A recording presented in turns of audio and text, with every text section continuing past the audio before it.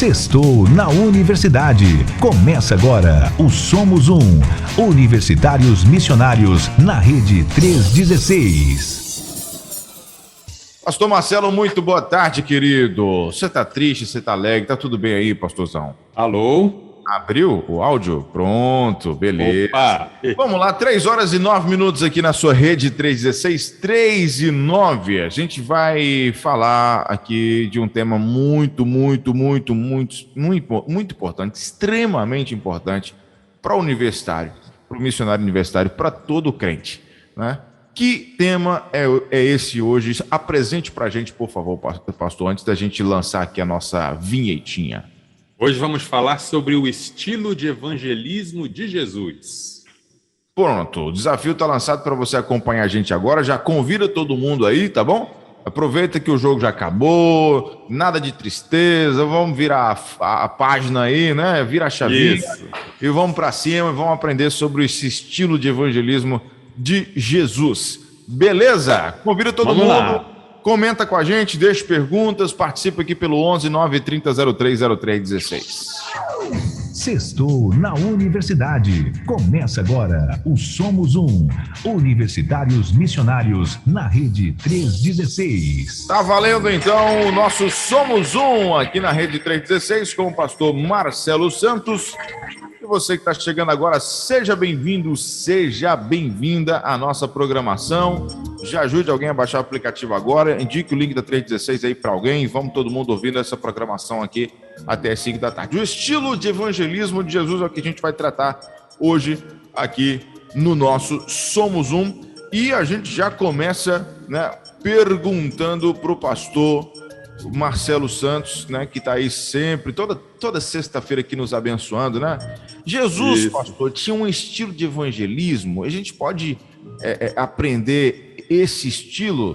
Existe esse negócio de estilo de evangelismo? Me fala sobre isso, pastor. Vamos lá, pastor Nayan. Jesus é o nosso modelo em tudo, né? Uhum. Então, tudo que ele nos manda fazer, tudo que ele nos pede para fazer, ele mesmo dá o exemplo. Certo. E no evangelismo não poderia ser diferente. Assim como ele tinha prazer de compartilhar ele mesmo, porque evangelizar é compartilhar Jesus. Claro. Enquanto ele estava aqui na terra, Jesus compartilhava ele mesmo, ele anunciava ele mesmo, ele se revelava para as pessoas. Ele tinha prazer em fazer isso. E também aqueles que o seguem devem fazer isso também. Né? Os universitários missionários, eles são comprometidos e apaixonados em espalhar a boa notícia do reino de Deus. Eles querem aproveitar as oportunidades para compartilhar. O reino de Deus chegou, Jesus é o rei, Jesus é o Messias, vamos lá. Né? E esse é o prazer e essa é a paixão que nos move. Então, nada melhor, ninguém melhor para nos ensinar a evangelizar do que Jesus, do que o próprio Jesus. Quando a gente olha para a vida dele, quando a gente olha para o jeito em que ele se relacionava e o jeito que ele fazia as coisas e o jeito como ele cumpria a sua missão, nós podemos captar, perceber, entender o jeito dele fazer as coisas, o estilo dele evangelizar. E nós podemos intencionalmente imitar, copiar esse estilo, né? Como aquele livro antigo da igreja cristã, a imitação de Cristo, né? E aquele outro também, em seus passos, o que faria Jesus. A gente pode sim e deve imitar Jesus, copiar o que ele fazia. Estilo é diferente de método, tá? O método de evangelização, ele não é nem bom nem ruim, né? O método, ele é apropriado ou não para a situação, para a circunstância, para o contexto. Você pode ter um método que funciona muito bem em um grupo e não funciona muito bem em outro, funciona muito bem numa faixa etária e não em outra, ou numa pessoa específica e não em outra. Então, os métodos, o evangelista, ele vai colecionando métodos e ele vai sacando diante da circunstância o melhor método para aquela situação. Mas o estilo de evangelização é diferente. O estilo tem a ver com o jeitão da gente, né? O estilo tem a ver com aquilo que a gente faz com mais facilidade, aquilo que é mais natural para a gente. E que também não tem nem certo nem errado. Mas quando a gente olha para o estilo de Jesus, a gente vê alguns princípios que estão presentes na evangelização dele. E a gente vai ver, então, nesse programa de hoje, 5 princípios que Jesus usava na evangelização que compõem esse estilo de evangelização de Jesus, tá? Não são os 5 princípios da Igreja Multiplicadora, são outros. E eles não têm uma ordem. Você precisa cumprir esse, e depois esse, depois esse, depois esse. Não é necessário isso. E eles estão todos interligados. Você vai ver que um se conecta com o outro. Um é ligado ao outro. E também você vai ver que algumas pessoas têm mais facilidade em aplicar um princípio do que outro. Certo. Então a ideia é entender, nisso aqui eu sou mais forte, esse aqui é um princípio que tem mais a ver comigo, e eu preciso complementar isso com os outros. Está faltando esse outro princípio aqui para eu ser mais parecido com o estilo de evangelização de Jesus. Legal. Bom, esses cinco princípios, sim, eles estão... a gente encontra eles no Evangelho de João, né? A gente vai basear o nosso programa hoje no Evangelho de João. Claro. E eles são o princípio da necessidade, o princípio do acolhimento, o princípio do relacionamento, o princípio do esclarecimento e o princípio do confronto. São esses os 5 princípios do estilo de evangelismo de Jesus. Beleza. Bom, 3h15, 3h15. Então, você que está aí chegando agora, já fique ligado nesses princípios. Convida alguém para poder escutar sobre isso, né? Principalmente quem ama evangelizar ou quem você acha que precisa aprender sobre isso. E pode participar, pode deixar sua pergunta, seu comentário aqui no nosso WhatsApp 11 930 03 0316. Bom, pastor Marcelo, então eu vou te pedir para começar justamente pelo primeiro que você citou aí, começar falando sobre o princípio da necessidade. Vamos lá. A gente vê esse princípio em ação no milagre da multiplicação dos pães e dos peixes. João capítulo 6, de 1 a 5. Depois dessas coisas, Jesus atravessou o mar da Galileia, que é o de Tiberíades. Uma grande multidão o seguia, porque tinham visto os sinais que ele fazia na cura dos enfermos. Então Jesus subiu ao monte, sentou-se ali com seus discípulos. Ora, a Páscoa, a festa dos judeus, estava próxima. Então Jesus, erguendo os olhos e vendo que uma grande multidão se aproximava, disse a Filipe: onde compraremos pão para lhes dar de comer? Esse princípio ele está presente em praticamente todos os relatos de milagres de Jesus. Jesus via a necessidade das pessoas e ele se direcionava a elas nas necessidades que as pessoas tinham. Aqui nós temos uma necessidade muito prática, muito presente, muito fácil de identificar. Tinha um monte de gente, não tinha lugar ali para comer, não tinha comida perto. Onde vamos dar comida para essas pessoas? Ele se preocupa com a necessidade das pessoas. Tá? Então, o princípio da necessidade nos fala sobre isso. Comece com as necessidades das pessoas, porque tem uma coisa interessante. Todo mundo necessita do evangelho, mas nem todo mundo sabe disso. Né? Todo mundo necessita do evangelho, mas nem todo mundo sabe que necessita do evangelho. Sim. Agora, existem pessoas que têm necessidades muito fortes dentro dela, que fazem com que ela fique aberta para uma intervenção, aberta para uma abordagem. É por isso que Jesus falava assim, bem-aventurados os pobres. Não é porque o pobre, por ser pobre, ele já tem um lugar no reino de Deus. Mas é que o pobre, por ser pobre, ele está carente, ele reconhece que tem necessidades e é mais fácil de ser abordado, é mais fácil de ser iniciado uma abordagem, um diálogo, uma conversação. Tá? Mas os ricos também têm suas necessidades.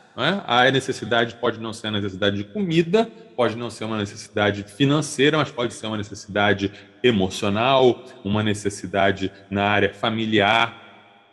Todo mundo tem necessidade. Quando Jesus ele andava pelos lugares e via as pessoas, os cegos, os mancos, os coxos, os mendigos, ele se compadecia da necessidade dessa pessoa, ele se direcionava a essa necessidade, ele parava tudo para atender a essa necessidade. Às vezes ele tinha uma agenda já definida, ele estava indo para um lugar, aí chegava alguém, por favor, cure a minha filha, aí ele ia para outro lugar, sem querer ele realizava milagre quando tocavam nele. Jesus focava nas necessidades das pessoas. Agora, isso não era apenas uma desculpa, Não era apenas assim, aquela pessoa ali tem uma necessidade, haha, já sei, vou chegar nela para pregar o evangelho para ela, como se fosse uma barganha. Não é isso. Jesus legitimamente se interessava pelas pessoas. Jesus legitimamente se compadecia delas. Jesus legitimamente olhava para elas e via, ele está precisando de algo. Deixa eu me apresentar. Deixa eu fazer o que eu posso por ela. Jesus podia muita coisa, ele podia fazer milagres. Mas todos nós também podemos fazer algo por alguém. Todos nós temos uma possibilidade, uma potencialidade de ajudar alguém.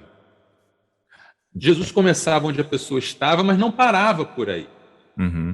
Ele começava da necessidade sentida da pessoa, daquela necessidade que, como ele, por exemplo, quando ele perguntava, né, o que quer que eu te faça? Começava dali, mas ali ele usava essa necessidade da pessoa como uma ponte para levá-la a entender que ela tinha uma outra necessidade mais significativa ainda. Tá? Então, por exemplo, quando ele chega para a mulher samaritana, ele começa falando de água. Ela tinha ido no poço para buscar água, a água era uma necessidade dela, mas aí ele falava da água da vida. Quando aqui, né, nesse texto mesmo que nós lemos, o versículo 26, a partir do versículo 26, quando a multidão, já alimentada, já tendo visto o milagre, vai no dia seguinte atrás de Jesus para ver se ele fazia mais milagre e multiplicava mais pão para ela, Jesus diz à multidão, em verdade, eu lhes digo que vocês estão me procurando não porque viram sinais, mas porque comeram os pães e ficaram satisfeitos. Trabalhem não pela comida que se estraga, mas pela que permanece para a vida eterna, a qual o Filho do Homem dará a vocês, porque Deus o Pai o confirmou com seu selo. E no versículo 35, eu sou o pão da vida. Quem vem a mim jamais terá fome, e quem crê em mim jamais terá sede.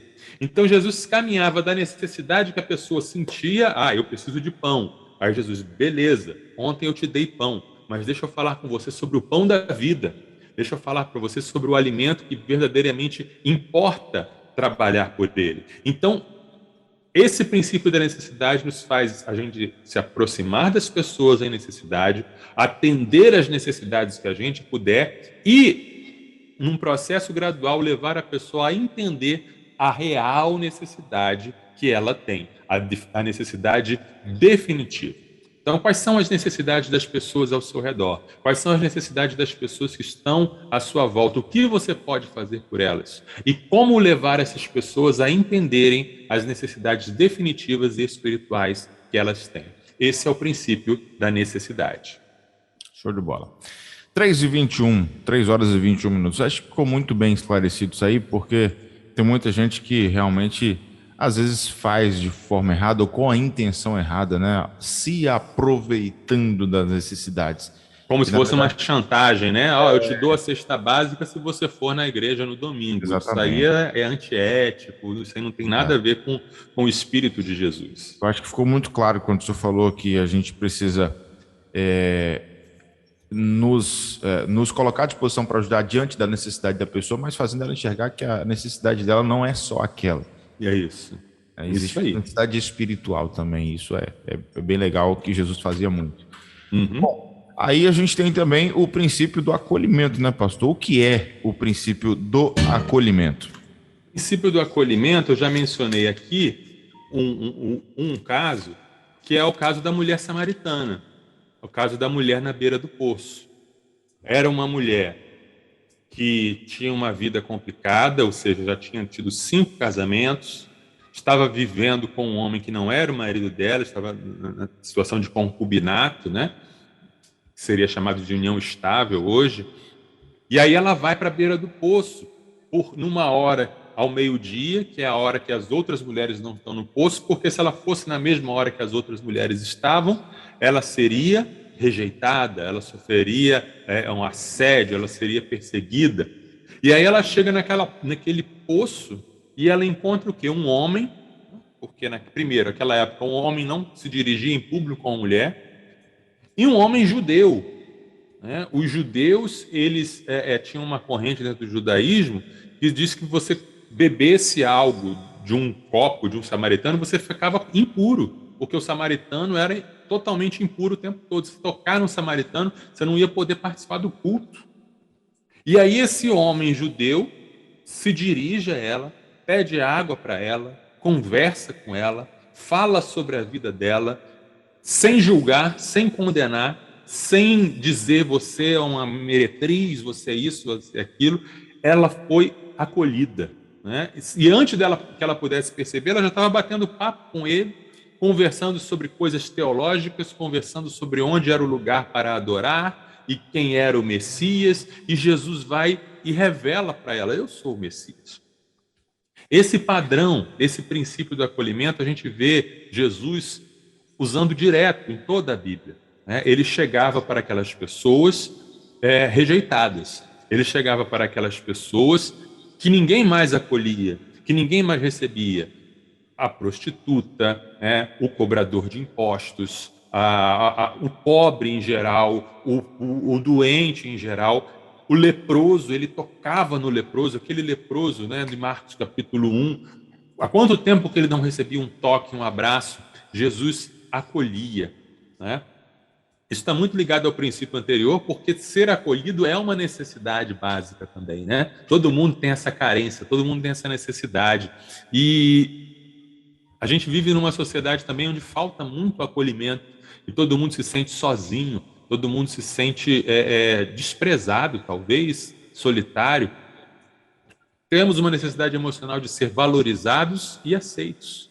Ser aceito significa você tem valor em si, independente do que você é, independente do que você faz, eu te aceito, né? Eu te recebo.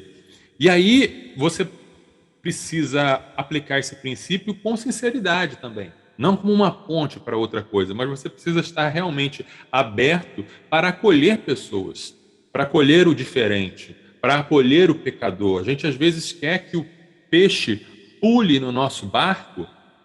A gente é pescador de homens, a gente quer que o peixe pule no nosso barco já sem escama, sem espinha, filetado, né? Pronto para você fazer um churrasquinho. Não, né? Você que tem que ir atrás do peixe.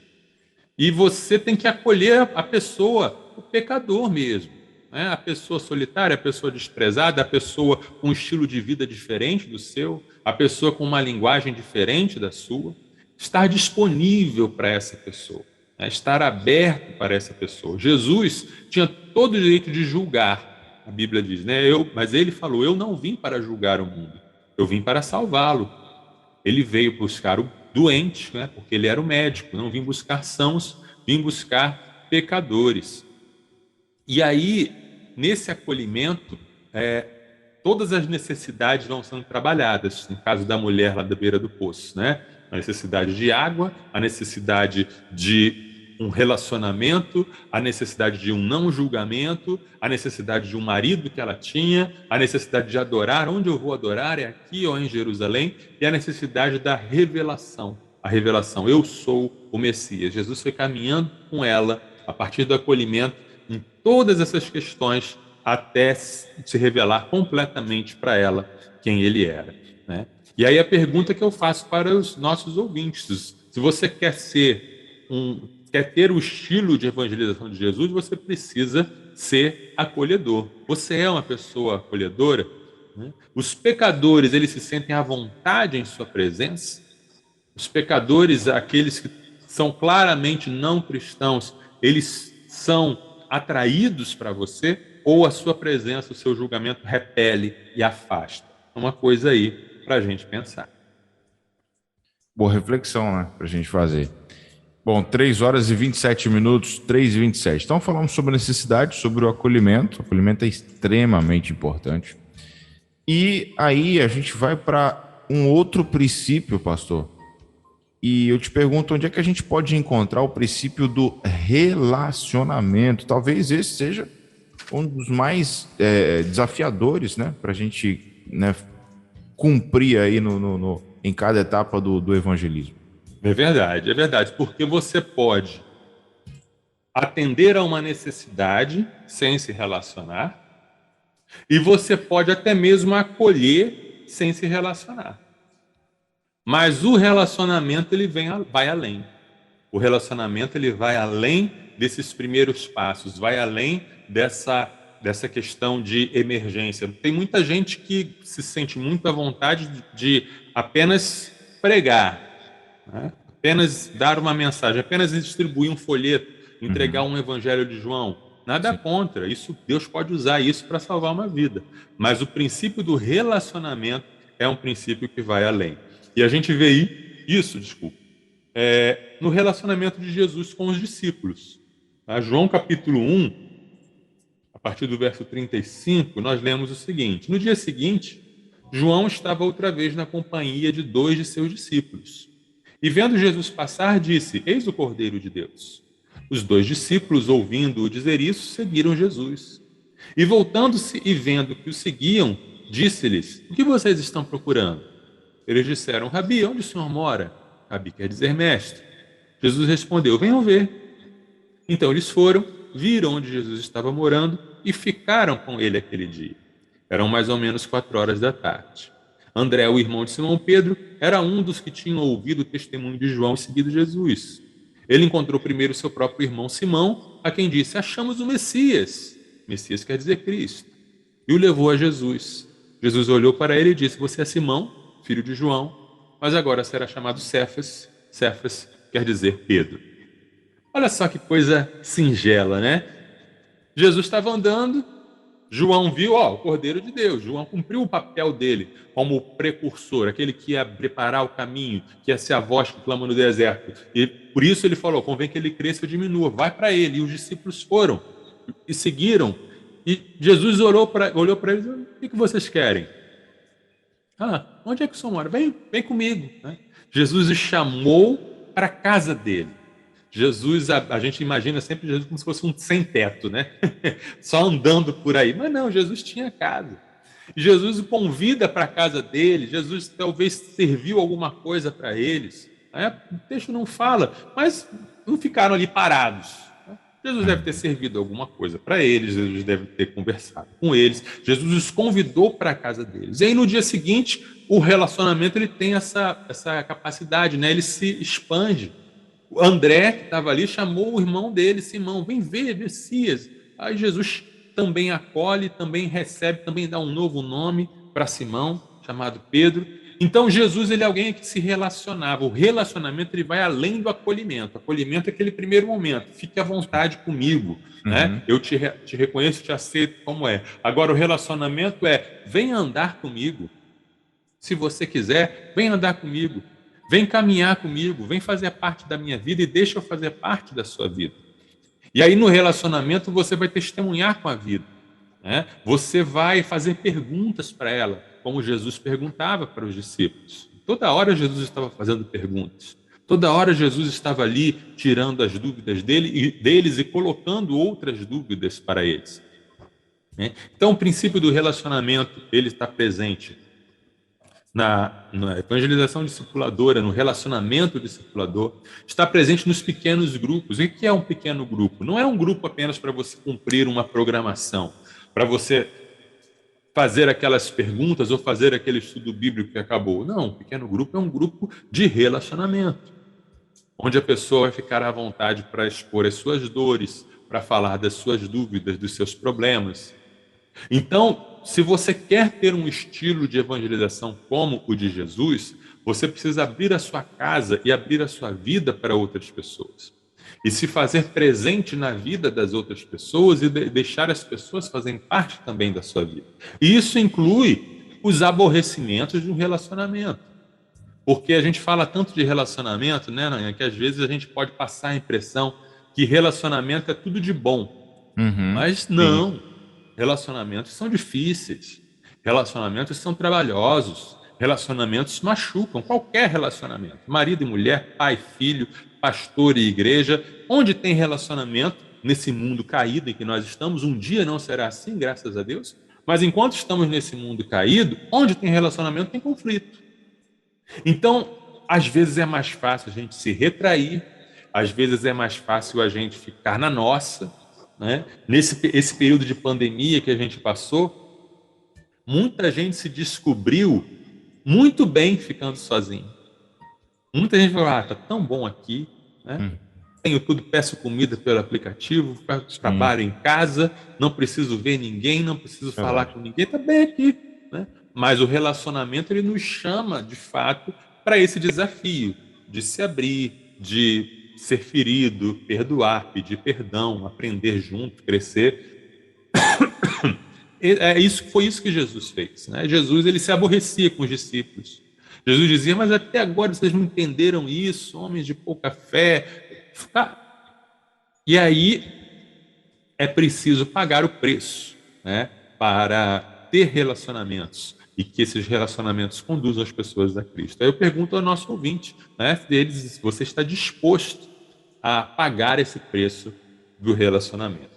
Tá? Eu queria ouvir dos nossos ouvintes, se tem algum ouvinte aí com a gente, ou se está todo mundo ainda se recuperando da derrota do Brasil. A galera está meio cabisbaixo. Está todo mundo cabisbaixo, chorando pelos cantos, ou será que temos alguém que mandou alguma pergunta, algum comentário? Pois é, tem a galera que o pessoal tá meio desanimado ainda. Gente, vamos lá, pra cima, galera. Erga a cabeça, vai dar tudo certo. O irmão Fabione, ele é da Primeira Igreja Batista em São José da Tapera, em Alagoas, e ele colocou aqui algo bem interessante, né, pra gente ouvir o pastor Marcelo. Como lidar com o princípio necessidade diante da seguinte situação? Olha só, pastor. A pessoa recebe de bom grado a palavra, vai à igreja, enfim, depois é notório que só quer ser ajudada, principalmente em suas necessidades materiais, mas não se envolve na obra e só se comporta como uma coitadinha. Como lidar para o bem dessa pessoa? Ótima pergunta aqui do Fábio. Ótima pergunta, vamos lá. Então, são várias coisas que precisam ser colocadas, que precisam ser tratadas. A primeira delas, isso é algo que precisa ser bem esclarecido na própria igreja, para o próprio cristão, e em seguida ser colocado para a pessoa, dizer assim, olha, você não precisa ir para a nossa igreja para receber essa ajuda. Você pode ficar do jeito que você está, você pode estar do jeito que você está, e você não precisa fingir que vai para a igreja, você não precisa fingir que é crente para receber essa ajuda. Aí, o outro ponto é, quais são os critérios para se dar a ajuda, por quanto tempo vai se dar a ajuda, que aí cada um vai definir. Mas você precisa colocar e deixar claro que não é uma troca, não é uma barganha. E a gente mesmo, nós que oferecemos ajuda, precisamos falar isso para a gente mesmo. Não, se eu já defini que ele precisa mesmo dessa ajuda, se eu já defini que eu vou dar essa ajuda, então eu não vou esperar que ele me dê uma contrapartida, não. Ele pode continuar na vida dele, porque eu estou ajudando sem essa barganha, sem essa troca. A segunda coisa é definir realmente, porque todo mundo precisa de alguma coisa, todo mundo tem necessidade. Né? Definir quem vai receber essa ajuda e por quanto tempo. Sim. Se você o tempo todo está ajudando a mesma pessoa, você até mesmo dificulta ela de correr atrás da própria necessidade. Então você pode dizer assim, olha, nós vamos ajudar você por um prazo de 3 meses e depois a gente vai ajudar outra pessoa. Ou nós vamos... A operacionalidade disso é de caso a caso, e se pensar, não, nós vamos ajudar as pessoas dessa comunidade, depois dessa, ou vamos fazer um rodízio, cada hora a gente vai ajudar alguma coisa. Isso é uma coisa. A outra coisa é fazer a pessoa enxergar e entender que ela está recebendo essa ajuda, mas que ela pode também caminhar por conta própria. É aquela história do não dar o peixe, mas ensinar a pescar. Obviamente que se a pessoa está com fome, você não vai ensinar a pescar. Você primeiro dá o peixe. Ok, você mata a fome ali naquele momento. Mas depois de matar a fome, você ensina também a pessoa a pescar. Uma coisa caminha com a outra. Então você diz, não vamos dar essa ajuda para você o tempo todo, não queremos deixar você dependente, a gente vai te dar essa ajuda, mas de repente, por exemplo, que a pessoa está precisando de uma porta de emprego, o que a igreja pode fazer para conseguir um emprego para essa pessoa? Tá? E sim, existe gente que fica na posição de vítima. Sim, existe gente que gosta de ficar na posição de dependente. Existem espertalhões, existem. A gente tem que estar consciente disso e ter sabedoria na hora de oferecer essa ajuda. E, por fim, ajudar a pessoa a entender. Vamos pegar um caso que deu super certo. A pessoa estava na situação financeira ruim, recebeu uma ajuda emergencial, aí depois recebeu um curso profissionalizante, se deu bem na vida. O trabalho da igreja não terminou, porque faltou dizer para ela assim: olha, esse Deus que te ajudou, porque a igreja te ajudou, porque foi Deus que mandou, esse Deus que te ajudou manda dizer que você tem uma necessidade maior do que essa necessidade material, que é a necessidade espiritual. O trabalho da igreja não vai estar completo se não se fizer a pessoa entender que ela tem uma necessidade maior, a necessidade do próprio evangelho. Então, tudo isso tem que estar presente no princípio da necessidade. Isso aí. Eu achei interessante o que o senhor falou aí no início, porque não está tudo bem se a pessoa receber a ajuda, a sua ajuda, e dizer que não vai para a igreja. Exato. O nosso desejo é que isso aconteça, né? Que a partir dessa necessidade a gente consiga mostrar para ela que existe outra necessidade, mas se ela não quer, enfim, por uma questão de decisão, a gente não pode forçar e ficar chantageando, enfim. Exato. Né? E eu achei interessante uma experiência que eu tive recente agora lá na igreja. A gente fez uma campanha lá e a gente doou alguns exames de vista gratuitos para a comunidade lá para o nosso bairro. Olha, que interessante, legal. E aí teve uma senhora que foi lá, se inscreveu, né? Você agendou o seu exame de graça e tal, fez o exame, tudo certinho. Comprou óculos e tal, depois, tudo certo. E aí, uns 2 meses depois, ela aparece lá na nossa igreja. Ela é uma moradora do bairro só. Aparece na nossa igreja. E aí, a gente recebendo ela lá como visitante, seja bem-vinda, tal. Ela falou assim: não, eu vim aqui hoje porque agradeci primeiro a Deus, depois vocês, pelo exame de vista que eu fiz e tal. E eu tinha prometido para minha família que eu ia vir aqui fazer uma visita para vocês por agradecimento. Da ação que vocês fizeram aqui e tal, enfim, eu estou aqui para agradecer e cultuar com vocês aqui. Ponto. Isso. Recebemos bem, ela participou daquele culto, não voltou mais. Não voltou mais. Ela não precisou ficar na igreja porque a gente ajudou e tudo mais. Exato. Se a gente tiver que fazer outra ação e ajudar ela de novo, a gente vai ajudar. Sim, exato. Os 10 leprosos, né? Jesus curou 10. Só um voltou para agradecer. Jesus não cancelou a cura dos outros 9. Quer saber? Então, vocês voltem a ficar leprosos. Não.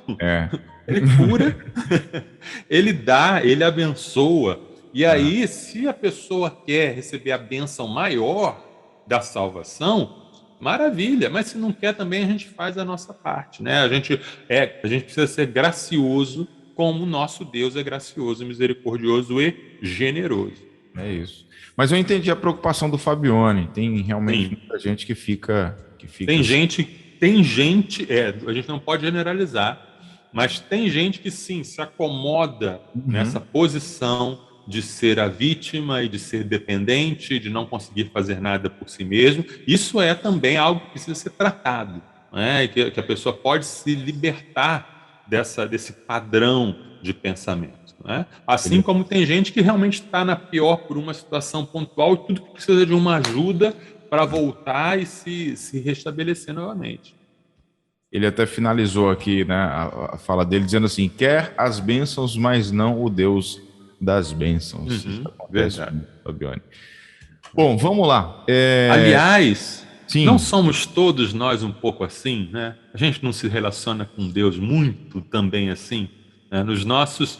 Nos nossos melhores momentos a gente consegue dizer: Senhor, eu te quero e não a tua bênção. Mas normalmente, no dia a dia, a gente está buscando Deus pela bênção mesmo. Pela bênção.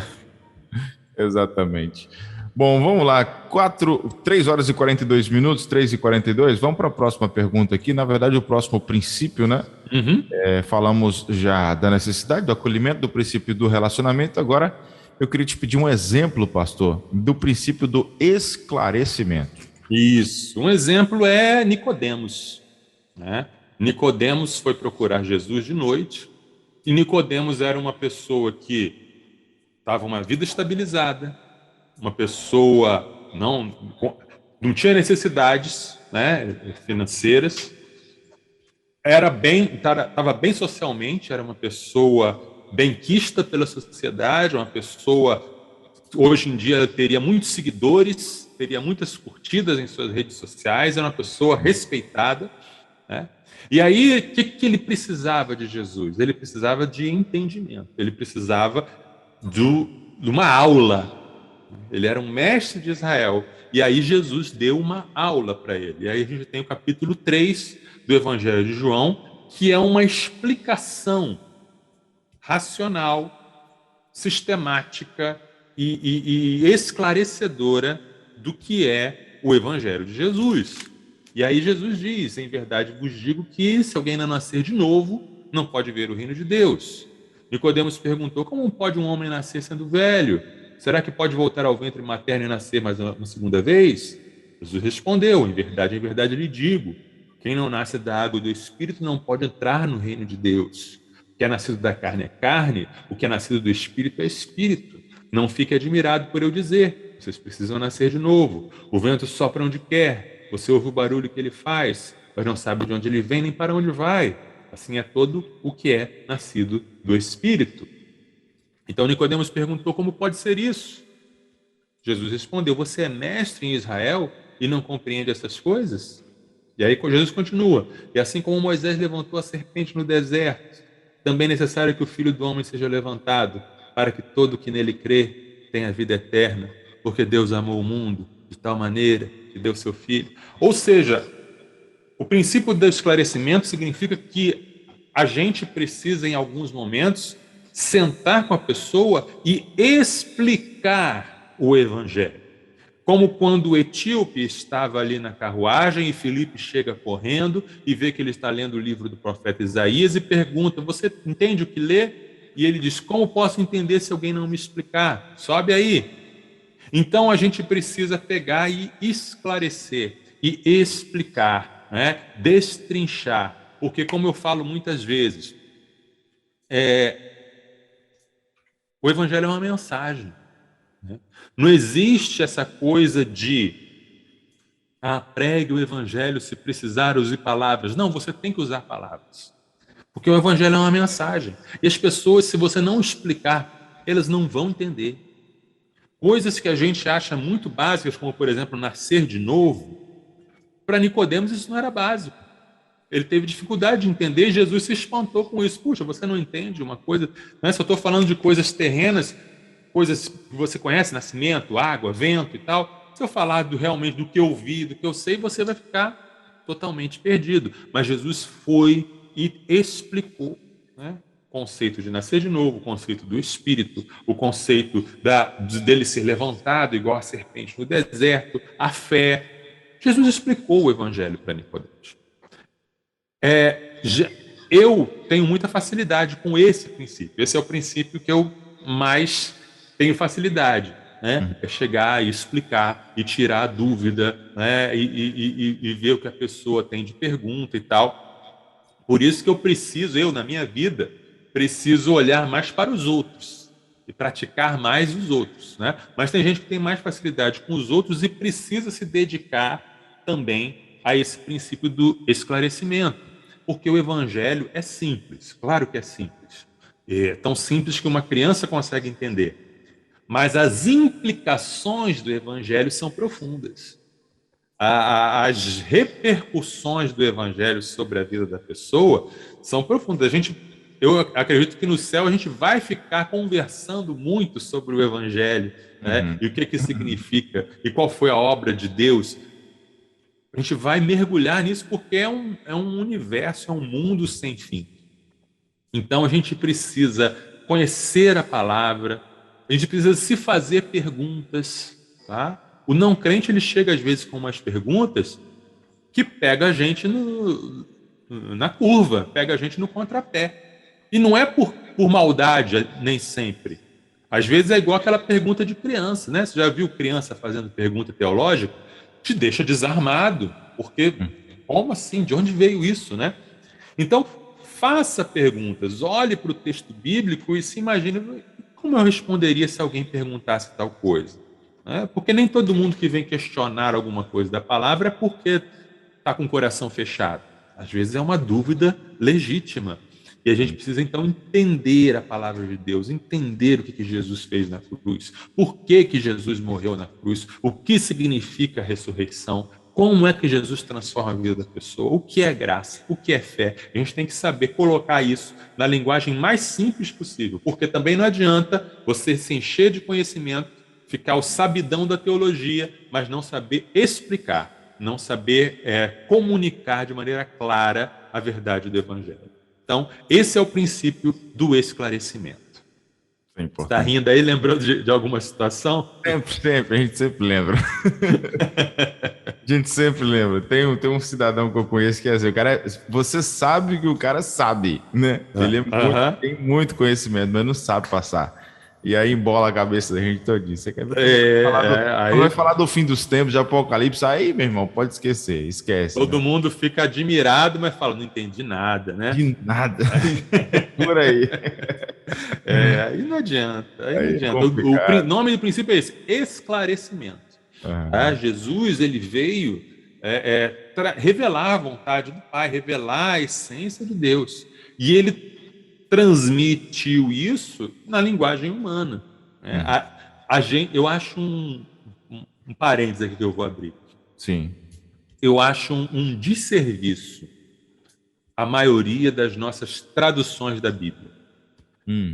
A gente é um povo que tem um sistema educacional complicado, as pessoas têm dificuldade com a própria língua portuguesa, e aí a gente usa umas traduções da Bíblia com um vocabulário que a pessoa não entende. O próprio crente não entende, vai ler. Eu acho que ele queria fazer uma campanha para as igrejas usarem nos seus cultos e comprarem para os seus membros traduções da Bíblia com um português mais simples, com um português mais claro e direto. Isso vai ajudar no crescimento pessoal dos crentes e muito mais também na obra de evangelização. A gente precisa deixar a Bíblia na linguagem do povo, né? Na linguagem que o povo entenda. Mas fecha parênteses. Eu concordo contigo. Bom, 10 faltando para as 4 da tarde. Deixa eu mandar um abraço aqui para esse camarada que acabou de chegar aqui, o pastor Francisco Rosa. Grande pastor Francisco. João de Meriti, no Rio de Janeiro. Aliás, ele está mandando aqui um abraço para o pastor Marcelo, né? E colocou aqui, Deus vos abençoe. Eu tenho uma bronca com ele, tá, pastor? Tenho uma bronca com o pastor Francisco, porque olha só o que aconteceu. Antes de começar o jogo, ele me mandou uma foto. Uma foto no meu WhatsApp. Ele com a camisa do Vasco. O restante já começou errado. O restante do pessoal da casa dele, né? Tava todo mundo com a camisa do Brasil e ele com a camisa do Vasco. Sim. Aí eu mandei um áudio para ele, e esse áudio está guardado, eu posso provar. Falei, não leve a culpa do Brasil perder nas suas costas. Você está vestindo essa camisa, você sabe que se o Brasil perder, você vai ficar com peso na consciência. Porque você está atraindo a derrota ao vestir essa camisa, você atrai a derrota. O famoso pensamento mágico, já falamos sobre isso aqui no programa, magia. E ele insistiu, pastor, com a camisa do Vasco assistindo. O que aconteceu? Perdemos. Pois é. Brincadeira, pastor Francisco, Deus te abençoe, viu, queridão? Pastor Francisco é um dos nossos maiores fãs. Outra fã que a gente tem no nosso programa é a Miriam Rezende, que hoje está fazendo aniversário. Não sei se ela está nos ouvindo agora, mas, de qualquer forma, fica registrado nossos parabéns à nossa irmã Miriam. Show de bola. É isso, pastorzão, mas você é vascaíno, mas eu gosto de você. Você é gente boa, tá bom? Né? Só não inventa mais esse negócio de vestir camisa do Vasco na Copa. Esquece esse negócio. Deixa você vestir a camisa do Vasco no jogo do Vasco. Aí não tem problema. Aí segue. Isso mesmo. Aí a derrota fica só pro Vasco. É isso aí, justamente. A Iris Leite está acompanhando a gente, ela é da congregação lá da PIB de Carolina, no Maranhão, e ela colocou assim, o assunto está me ajudando muito, pois tenho casos parecidos aqui na congregação. Então, Miriam, Iris, na verdade, né? Fica aí que tem mais. Eu vou perguntar ao pastor Marcelo agora sobre o próximo princípio. A gente falou sobre a necessidade, o acolhimento relacionamento, esclarecimento, e agora o princípio do confronto. E aí eu te pergunto, pastor, Jesus ele praticava esse princípio do confronto também? Praticava. Nesse modelo de Jesus, né? Praticava. Deixa eu mostrar para vocês alguns versículos em que Jesus está usando o princípio do confronto. Lá em João capítulo 8 e capítulo 9. Capítulo 8, versículo 19. Então eles perguntaram, onde está o seu pai? Jesus respondeu, vocês não conhecem a mim e não conhecem o meu pai. Se conhecessem a mim, também conheceriam o meu pai. Versículo 24. Por isso eu lhes disse que vocês morrerão em seus pecados. Porque se não crerem que eu sou, vocês morrerão nos seus pecados. Versículo 44. Vocês são do diabo, que é o pai de vocês, e querem satisfazer os desejos dele. Ele foi assassino desde o princípio e jamais se firmou na verdade, porque nele não há verdade. Quando ele profere mentira, fala do que lhe é próprio, porque é mentiroso e pai da mentira. E o capítulo 9, versículo 39 a 40, Jesus continuou: eu vim a este mundo para juízo, a fim de que os que não veem vejam, e os que veem se tornem cegos. Alguns dos fariseus que estavam perto dele perguntaram-lhe, por acaso também nós somos cegos? Jesus respondeu, se vocês fossem cegos, não teriam pecado algum, mas porque agora dizem, nós vemos, o pecado de vocês permanece. A Bíblia está cheia de exemplos de Jesus usando o princípio do confronto, especialmente contra líderes religiosos e líderes políticos, né? Por quê? Porque, infelizmente, o Evangelho envolve uma dimensão de confronto. Você tem que atender a necessidade da pessoa, você tem que acolher a pessoa, você tem que se relacionar com a pessoa, você tem que esclarecer as dúvidas da pessoa, mas não tem jeito. Vai ter um momento de tomada de decisão. Vai ter um momento em que a agulha vai ter que entrar, vai ter um momento em que a espada vai ter que cortar, vai ter um momento em que você vai dizer assim, olha, você é um pecador, você está condenado, se você não aceitar Jesus, você vai para o inferno, você é um servo do diabo, você está servindo ao diabo, e você precisa se arrepender e crer para você ser liberto. Claro que você não vai começar com isso. Olha o acolhimento. Você começa com acolhimento. Mas em algum momento o confronto tem que entrar. Em algum momento o evangelho tem que confrontar o pecado da pessoa. Em algum momento o evangelho tem que colocar a pessoa diante de uma escolha, de uma decisão. Senão a pessoa pode passar a vida inteira frequentando uma igreja, ou dentro de uma igreja, ou sendo amiga do evangelho, sem ser confrontada. E achando que está tudo bem entre ela e Deus, e não está. Tá? Então Jesus, ele confrontava assim. É interessante isso, né? As pessoas humildes e as pessoas rejeitadas, Jesus mostrava o seu lado doce, manso, compassivo e acolhedor. Mas as pessoas arrogantes, as pessoas que dominavam os outros, Jesus vinha também com dureza. Ele não amaciava, não. Jesus não amaciava, ele confrontava. Agora eu vejo, Nayan, muitos irmãos hoje que nadam de braçada no princípio do confronto. Uhum. São excelentes no princípio do confronto. Tem uma facilidade enorme para confrontar. E aí eu pergunto, tá, tudo bem, mas você também sabe ter a compaixão de Jesus? Você também sabe ter o perdão de Jesus? Você também sabe ter a doçura de Jesus? Porque senão não é mais estilo de evangelização de Jesus. Uhum. O confronto deve vir, deve estar presente, mas você só vai evangelizar no estilo de Jesus se junto com o confronto tiver todas essas outras coisas. O acolhimento, o relacionamento, o esclarecimento. Tá? Senão você estava dando vazão à sua carne, de você querer brigar, de você querer ser o certo, de você querer massacrar os outros e provar que você tem um melhor argumento. Então, isso aí é andar na carne, né? Mas Jesus não fazia isso. Ele confrontava quem precisava ser confrontado com aquilo que de fato confrontava, que é o Evangelho, que é a palavra de Deus. Eu falo aqui, eu já falei algumas vezes, o seguinte: a mensagem do Evangelho, ela é em si naturalmente ofensiva. O Evangelho, Paulo fala, é o escândalo da cruz, né? O Evangelho é uma ofensa para o ser humano. Por quê? Porque o Evangelho vai dizer para o ser humano que o ser humano não presta. E a gente não gosta de ouvir isso. A gente gosta de dizer que a gente é bonzinho e que a gente pode chegar ao céu pelo nosso próprio esforço. O Evangelho diz, não, não, não, não, não. Você é filho do diabo. Suas obras de justiça são trapo de imundícia. Nada que você fizer pode compensar ou pagar e você está debaixo da ira de Deus. Isso é ofensivo.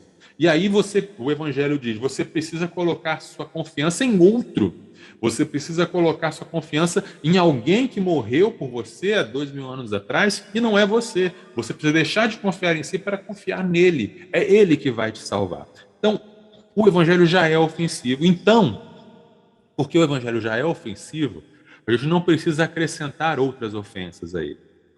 A gente não precisa, além da ofensa do Evangelho, ser ofensivo no nosso modo de falar, ser ofensivo na nossa atitude, no nosso jeito, ou acrescentar outras pautas ao Evangelho, que a gente gosta de colocar tudo num pacote, né? Ah, eu quero evangelizar você. Então, além de você aceitar Jesus, você tem que aceitar a minha posição política, o meu gosto musical, o meu gosto para roupas e fazer as coisas. Não, peraí, vamos separar as coisas. O que a pessoa tem que fazer para seguir Jesus? Se arrepender dos seus pecados e crer em Jesus. Ponto. Sim. Aí o resto é com ela, o Espírito Santo. Mas a gente gosta de colocar, como os fariseus, que eram criticados por Jesus, que eram confrontados por Jesus, faziam. Colocar pesos nas costas das pessoas que ninguém consegue carregar. Então, sejamos confrontadores, sim, mas dentro do Evangelho, pelo Evangelho, com aqueles que precisam ser confrontados. Jesus, a Bíblia descreve Jesus como aquele que não apaga o pavio fumegante. Ou seja, a pessoa já está arrasada, já está quebrada, já está mal. Aí você vai pisar em cima dela, chamá-la de verme e de... Não. Você, né, com esse caso, você vai usar o acolhimento. Com esse caso, você vai usar os outros princípios. Mas a pessoa arrogante, a pessoa que acha que ela é melhor do que todo mundo, que não precisa de Deus, aí sim você usa o princípio do confronto, né? Então esse é o equilíbrio que deve estar presente no nosso estilo de evangelizar.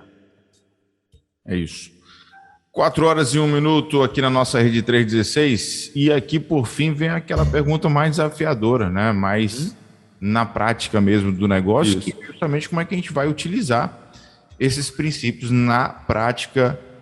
A gente já aprendeu sobre eles, né? Necessidade de acolhimento, relacionamento, esclarecimento e confronto. Agora, como é que a gente vai colocar esse negócio para executar, pastor? Isso. Antes de eu responder essa pergunta, deixa eu falar uma coisa que eu esqueci. Por favor. Que é um ponto importante também do princípio do confronto. Porque enquanto alguns irmãos têm uma excessiva facilidade com esse princípio, outros têm muita dificuldade com ele.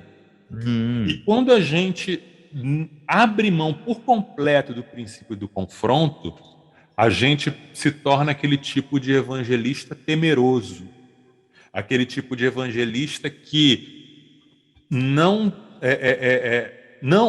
evangeliza para não ter que confrontar, fica calado, ou que quando evangeliza esconde os aspectos impopulares do evangelho, tá? Ou pior ainda, como a gente vê muito acontecendo nesses dias, gente que adultera a mensagem do evangelho para torná-la mais palatável, para torná-la mais aceitável. Então, para o nosso irmão que tem dificuldade com o princípio do confronto, lembre-se que você precisa ser corajoso e audacioso e dizer, Jesus, conte comigo para eu defender a tua verdade, por mais impopular que ela seja, né? Então, é isso que eu queria falar sobre o dom de confronto. Agora, colocando tudo isso em prática, né? Primeira coisa é descobrir qual desses princípios tem mais a ver com você. Qual você já pratica? Né? Eu tenho facilidade, eu já falei, eu tenho facilidade com o princípio do esclarecimento. Outra pessoa com acolhimento, outra pessoa com confronto, outra pessoa com o relacionamento. Tá, esse é o que eu já tenho. Então, já estou fazendo isso. Então, continue a usar esse princípio na sua evangelização. Agora, complemente isso com os outros que você é mais fraco. Então, você veja, qual é o que eu tenho mais dificuldade? O relacionamento. Então, tá. Então, eu vou buscar ter mais relacionamento com pessoas, vou buscar estar andando mais com pessoas, convidando pessoas para fazer parte da minha vida. É nesse ponto que eu preciso enfatizar. Porque aí, quando eu tiver todos os 5 princípios bem equilibrados, e eu estiver intencionalmente praticando aqueles que eu vejo que estão precisando de mais uma ênfase minha, eu vou estar com um estilo parecido com o de Jesus, né? Então esse é o caminhozinho, esse é o trilho, né? Comece naquilo que você já é forte, já é bom, mas vai prestando atenção nos outros e vai alimentando esses outros até todos estarem no mesmo patamar, no mesmo nível de ênfase na sua vida. Show de bola. Mas aí eu acho que é muito importante frisar nesse final, pastor, da nossa conversa, que por mais que a gente tenha facilidade com as etapas precisam ser completas, né?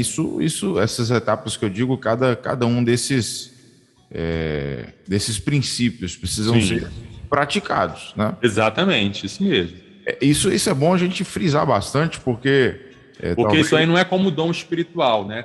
O dom espiritual é assim, eu tenho o dom de aconselhamento, então eu não preciso me preocupar com o ensino. Ou, eu tenho o dom de profecia, então eu não preciso me preocupar com liderança, né? Não, isso é diferente. A gente está querendo ter um estilo parecido com o de Jesus, ou seja, um caráter parecido com o de Jesus. Porque então, Jesus ele cumpria todos esses princípios, né? Isso mesmo. Então eu preciso ver na minha vida o que está faltando para eu ser semelhante a Jesus. Tá? Então, se está faltando na minha vida o princípio da necessidade, então eu vou passar a olhar intencionalmente para as pessoas e me perguntar do que aquela pessoa está precisando. Né? Será que eu posso ajudar essa pessoa? E aí eu vou romper a minha timidez e eu vou chegar, com licença, que eu posso lhe ajudar? Isso. Se a minha dificuldade é o acolhimento, se eu tenho uma índole julgadora sobre as pessoas, se eu aponto o dedo para as pessoas, eu vou mudar isso e eu vou aceitar as pessoas como elas são, eu vou expressar que eu aceito a pessoa como ela é.